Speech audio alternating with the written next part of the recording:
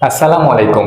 একটি কালো ঘন তরল যেটি মাটির গভীরে থেকে উঠে আসে, এই অপরিশোধিত তেল থেকেই তৈরি হয় পেট্রোল, ডিজেল, এমনকি আমাদের রান্নার গ্যাসও। কিন্তু ভাবুন তো, এই অপরিশোধিত তেল যদি আমাদের দেশে পৌঁছাতেই না পারে, যদি 1000 কিলোমিটার দূরের একটি যুদ্ধ আমাদের দেশে জ্বালানি পথ বন্ধ করে দেয়, আর সেই পথটাই যদি হয় বিশ্বের সবচেয়ে গুরুত্বপূর্ণ তেল পরিবহন রুট স্ট্রেট অফ হরমুজ। তাই আজকের ভিডিওতে আমরা জানবো কিভাবে অপরিশোধিত তেল বা ক্রুড অয়েল সেটা কিভাবে পরিশোধিত করে আমরা জ্বালানি ক্ষেত্রে ব্যবহার করি, এবং স্ট্রেট অফ হরমুজ বন্ধ হয়ে গেলে সামনের মাস থেকে যে আমাদের দেশে একবারে পরিবহন ব্যবস্থা সবকিছু যে অচল হয়ে পড়বে, সেটা নিয়েই থাকছে আজকের এই ভিডিওটি। চলুন এই গুরুত্বপূর্ণ ভিডিওটি শুরু করা যাক। প্রথমেই আসি ক্রুড অয়েল কিভাবে জ্বালানি হয়। পৃথিবীর অনেক গভীরে লুকিয়ে থাকে কালো আঠালো এক ধরনের তরল, যাকে ক্রুড অয়েল বা অপরিশোধিত তেল বলা হয়। আমাদের ব্যবহার করা পেট্রোল, ডিজেল, কেরোসিন, এলপিজি সবই মূলত এই এক তেল থেকেই তৈরি করা হয়। কিন্তু এই তেল সরাসরি ব্যবহার করা যায় না, এটাকে মাটি থেকে তুলে শোধন করে ব্যবহারযোগ্য করতে হয়। প্রথম ধাপ হচ্ছে তেল কোথায় আছে সেটা খুঁজে বের করা। এজন্য ভূতাত্ত্বিকবিদরা বিশেষ সিসমিক তরঙ্গ ব্যবহার করে মাটির একবার নিচের স্তর সেটা পরীক্ষা করেন। জায়গা ঠিক হলে সেখানে ড্রিলিং ট্রাক বসিয়ে গভীর পর্যন্ত পাইপ নামানো হয়। পাইপ তেলের স্তরে পৌঁছালে ভিতরের চাপের কারণে তেল উপরে উঠতে শুরু করে। পরে চাপ কমে গেলে পাম্পের সাহায্যে তেল উপরে তোলা হয়, এবং পরবর্তী দ্বিতীয় ধাপ হচ্ছে এই তেলকে রিফাইনারিতে পাঠানো। এখানে অপরিশোধিত তেলকে উচ্চ চাপে গরম করা হয়। গরম হলে এটি বাষ্পে পরিণত হয় এবং একটি বড় টাওয়ারে ঢোকে, যাকে ফ্র্যাকশনাল ডিস্টিলেশন কলাম বলা হয়।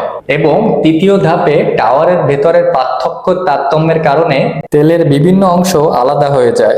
একদম নিচে যেটা জমে সেটা হচ্ছে বিটুমিন, যেটা আমরা রাস্তার পিচে ব্যবহার করে থাকি। সাথে এটা হয় মোবিল বা ইঞ্জিনের লুব্রিকেট, এবং তার উপরে পাওয়া যায় একটু ভারী জ্বালানি, যেটা দিয়ে কারখানা এবং বড় জাহাজের জ্বালানি তেল হিসেবে ব্যবহার করা হয়। এবং আরো একটু উপরে 250 ডিগ্রি থেকে 300 ডিগ্রি সেলসিয়াসে বের হয় ডিজেল, যা দিয়ে আমাদের পরিবহন খাত যেমন বাস, ট্রাক এই ধরনের বড় বড় যানবাহন পরিচালিত হয়। এবং তার উপরে আরো একটু পরিশোধিত হয়ে বের হয় জেট ফুয়েল, যা বিমানের ইঞ্জিনে ব্যবহৃত হয়।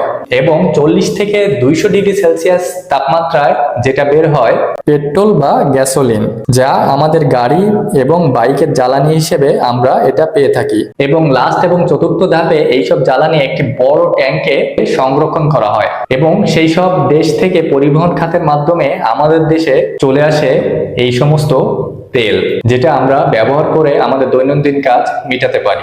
এখন আসল কথা হচ্ছে, এই সমস্ত যে তেল স্টেট অফ হরমুজ প্রণালীতে আটকে থাকে, তাহলে আমাদের গাড়ি থেকে বিমান, বাসার গ্যাস থেকে কৃষি জমি কিভাবে চলবে, কিভাবে আমরা বেঁচে থাকবো? দেখুন, বিশ্বের সব থেকে গুরুত্বপূর্ণ একটা জায়গা হচ্ছে স্ট্রেট অফ হরমুজ। এই সরু জলপথ দিয়ে বিশ্বের 1/3 তেল পরিবহন করা হয় বলে আন্তর্জাতিক সংস্থা উল্লেখ করেছে।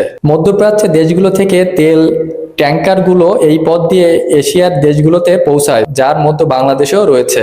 কিন্তু সমস্যা শুরু হয় তখন যখন এই এলাকায় উত্তেজনা বা যুদ্ধ শুরু হয়।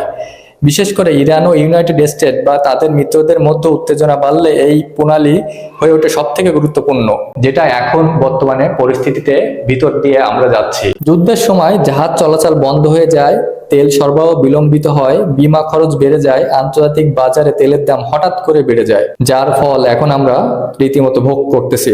দেখুন, বাংলাদেশ নিজে খুব বেশি তেল উৎপাদন করে না, আমাদের অন্য দেশের উপর আমদানির উপর আমাদের অনেক অংশ নির্ভর করতে হয়। তাই যদি হরমুজ প্রণালীতে সমস্যা হয়, তেলের দাম বাড়বে, বিদ্যুৎ উৎপাদন ব্যাহত হবে, পরিবহন খরচ বেড়ে যাবে, দ্রব্যমূল্য বেড়ে সাধারণ মানুষের জীবন হয়ে উঠবে কঠিন।